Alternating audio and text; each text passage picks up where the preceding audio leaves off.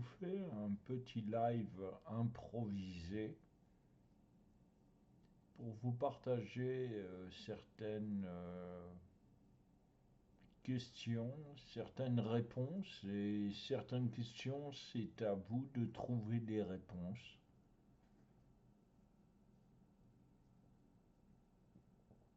Je vis depuis peu une paix incommensurable au niveau du cœur.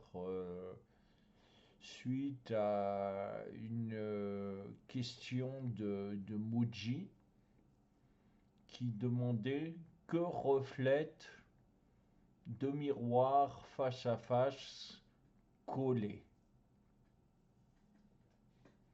J'ai beaucoup réfléchi et j'ai trouvé une réponse qui est la mienne.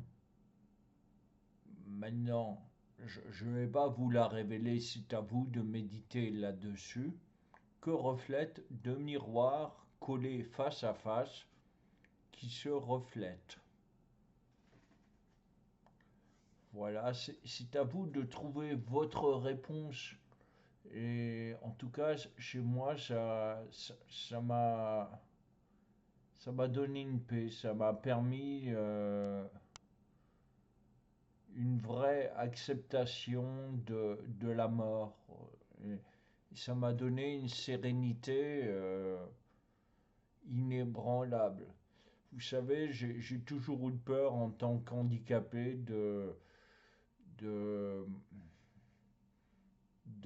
à un moment de ne plus avoir assez de ressources, d'être à la rue, de devoir mendier, peut-être même de devoir mourir de faim, hein. Vous savez, avec les temps qui courent, en France, il y a des gens qui meurent de faim.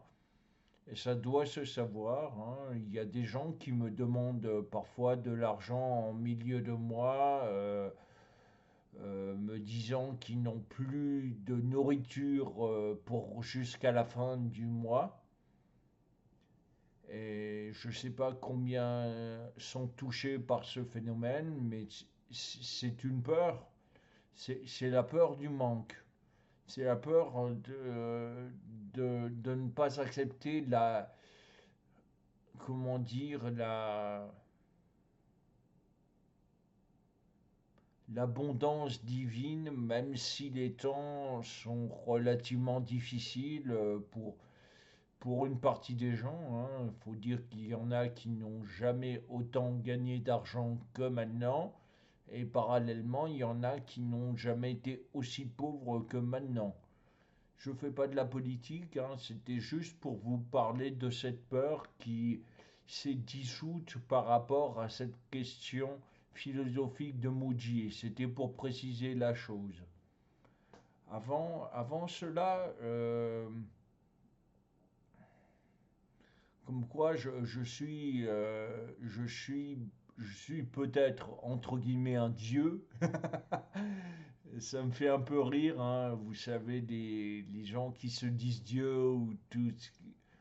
Bon, un tout petit Dieu, un tout petit, hein, un microscopique, hein, avec mon pouvoir créateur qui est le mien, mais j'espère bien faire sourire certaines personnes avec ce que je suis.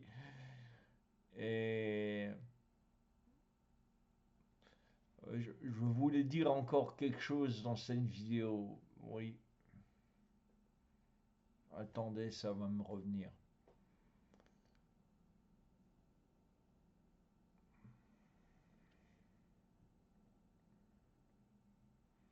Oui, en fait, ce, ce qui m'est arrivé antérieurement à cette parabole, cette phrase métaphysique que je vous ai proposée, c'est tu es déjà cela.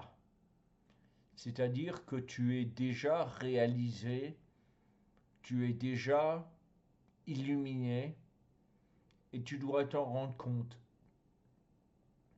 Et il y a beaucoup de résistance par rapport à ça. Le mieux, c'est peut-être de le faire à deux personnes, avec une personne qui est déjà avancée dans le chemin spirituel, qui saura voir où sont les résistances, le mieux c'est de le faire déjà avec quelqu'un d'illuminé, si vous en connaissez un dans votre cercle d'amis. Le fait de se dire tu es déjà cela, cela permet une certaine prise de conscience et de vivre le moment présent presque tout le temps.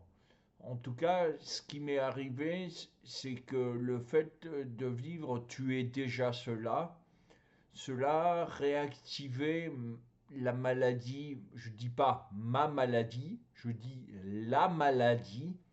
Hein, elle ne m'appartient pas, elle n'est pas moi en vérité, en profondeur, elle n'est pas moi, mais je la vis quand même.